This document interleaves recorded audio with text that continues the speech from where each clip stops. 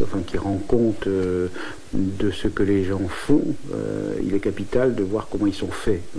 Et le système scolaire, dans les sociétés modernes, est un des lieux où se fabriquent des personnes, où se fabriquent les manières de penser, les manières d'agir. Pierre Bourdieu, sang filosof Prancis yang terkenal.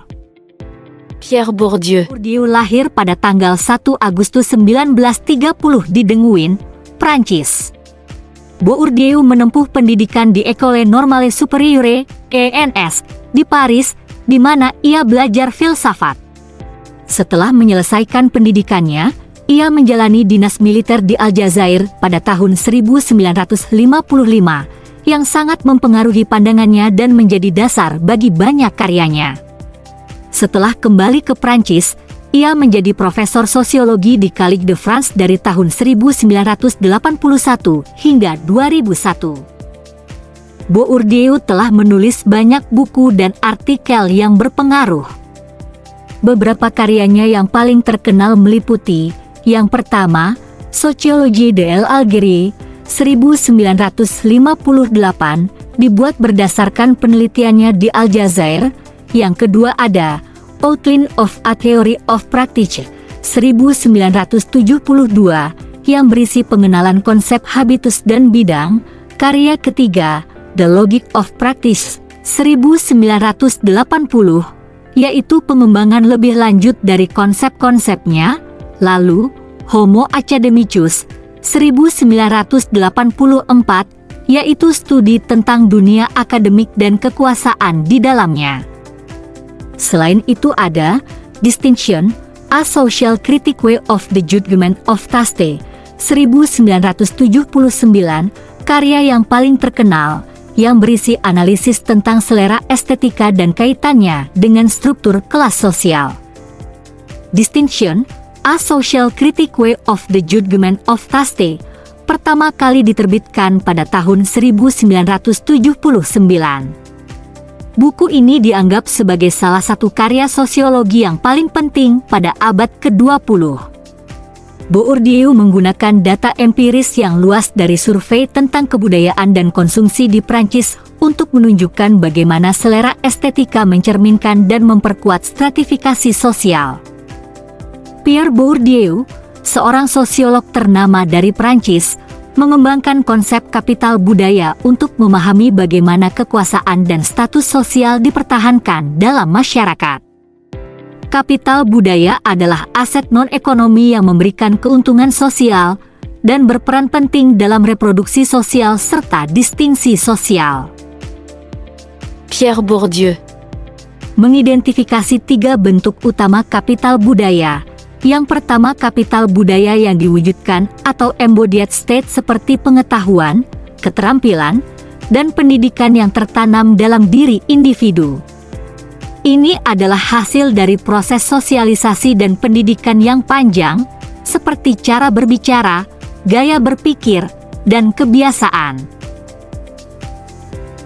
Bentuk yang kedua yaitu kapital budaya yang diinstitusionalkan atau institutionalized state seperti kualifikasi akademis dan sertifikasi formal yang diakui secara sosial, seperti ijazah, gelar sarjana, dan sertifikat profesional. Dan bentuk yang terakhir yaitu kapital budaya yang diwariskan atau objectified state seperti objek-objek budaya yang dimiliki, seperti buku, karya seni, dan instrumen musik yang memerlukan kapital budaya yang diwujudkan untuk dihargai sepenuhnya. Contoh kapital budaya dalam kehidupan sehari-hari.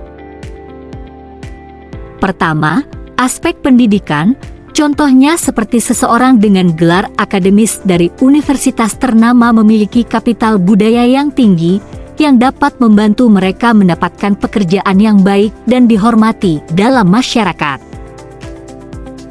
Lalu dalam aspek selera seni, seperti mengapresiasi musik klasik atau seni rupa kontemporer dianggap sebagai tanda kapital budaya yang tinggi, membedakan seseorang dari mereka yang memiliki selera budaya yang lebih populer.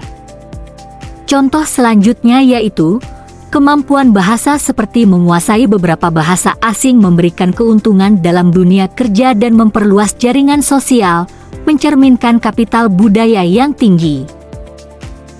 Implikasi teori kapital budaya. Teori kapital budaya Bourdieu membantu kita memahami bagaimana ketidaksetaraan sosial dihasilkan dan dipertahankan. Ini menunjukkan bahwa kekuasaan dan dominasi tidak hanya bergantung pada kekayaan material tetapi juga pada aset budaya yang kurang terlihat. Pentingnya pendidikan dan pengaruh keluarga dalam membentuk peluang hidup seseorang juga ditekankan. Selain itu, teori kapital budaya Pierre Bourdieu juga memberikan wawasan penting tentang bagaimana aset non-ekonomi memainkan peran kunci dalam struktur sosial dan ketidaksetaraan. Dengan memahami konsep ini, kita dapat lebih memahami dinamika kekuasaan dan status dalam masyarakat. Contoh kasus stratifikasi sosial di Prancis. Stratifikasi sosial di Prancis, seperti di banyak negara, melibatkan hierarki yang kompleks berdasarkan faktor-faktor ekonomi, sosial, dan budaya. Berikut ini adalah contoh kasus yang menggambarkan bagaimana stratifikasi sosial di Prancis. Pertama, sistem pendidikan dan kesempatan kerja. Sistem pendidikan di Prancis sangat mempengaruhi stratifikasi sosial.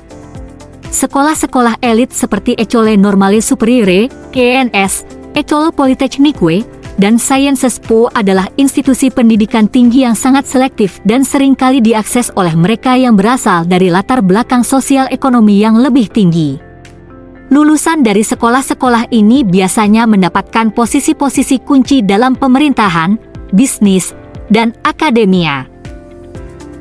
Contoh kasus kedua, kawasan perumahan dan segregasi sosial. Perbedaan wilayah tempat tinggal juga menjadi indikator stratifikasi sosial di Prancis. Kawasan-kawasan elit seperti Neuilly-sur-Seine dan 16th arrondissement di Paris dihuni oleh kalangan atas, sementara kawasan-kawasan pinggiran, banlieues, seringkali dihuni oleh kelompok imigran dan keluarga berpenghasilan rendah. Selanjutnya, akses ke layanan kesehatan. Akses ke layanan kesehatan juga menunjukkan adanya stratifikasi sosial. Meskipun Prancis memiliki sistem kesehatan yang komprehensif, kualitas layanan yang diterima dapat berbeda tergantung pada status sosial dan ekonomi. Dan terakhir, ketidaksetaraan gender dan rasial. Ketidaksetaraan berdasarkan gender dan ras juga mempengaruhi stratifikasi sosial di Prancis. Meskipun ada kemajuan dalam kesetaraan gender, perempuan masih menghadapi tantangan dalam mencapai posisi tinggi di banyak sektor. Selain itu, imigran dan keturunan imigran sering mengalami diskriminasi dalam pekerjaan dan pendidikan. Stratifikasi sosial di Prancis mencerminkan kompleksitas hubungan antara status ekonomi, pendidikan, lokasi geografis, dan identitas sosial. Sistem pendidikan, kawasan perumahan, akses layanan kesehatan, serta ketidaksetaraan gender dan ras memainkan peran penting dalam menentukan posisi seseorang dalam hierarki sosial. Meskipun ada upaya untuk mengurangi ketidaksetaraan, tantangan-tantangan tersebut tetap ada dan mempengaruhi kehidupan sehari-hari banyak warga Prancis. Selanjutnya, tesis yang dikembangkan Pierre Bourdieu. Pertama, reproduksi sosial. Salah satu tesis utama Bourdieu adalah bahwa struktur sosial dan kekuasaan direproduksi melalui institusi pendidikan dan kebudayaan. Sekolah-sekolah dan universitas-universitas elit memainkan peran penting dalam mereproduksi modal budaya dan memperkuat ketidaksetaraan sosial. Anak-anak dari keluarga yang memiliki modal budaya tinggi lebih mungkin untuk berhasil di institusi-institusi ini dan mempertahankan posisi sosial mereka. Kedua, dominasi simbolik. Dominasi simbolik ini merujuk pada cara kekuasaan dapat dipertahankan melalui mekanisme simbolik yang seringkali tidak disadari oleh mereka yang terkena dampaknya. Hal ini mencakup cara selera dan preferensi estetika digunakan untuk melegitimasi dan memperkuat hierarki sosial. Dominasi simbolik sering tidak terlihat dan diterima sebagai alami atau sah oleh semua anggota masyarakat. Dan ketiga, praktik sosial. Bourdieu menekankan bahwa tindakan individu dipengaruhi oleh habitus dan konteks sosial mereka. Praktik sosial adalah hasil dari interaksi antara habitus, modal, dan bidang.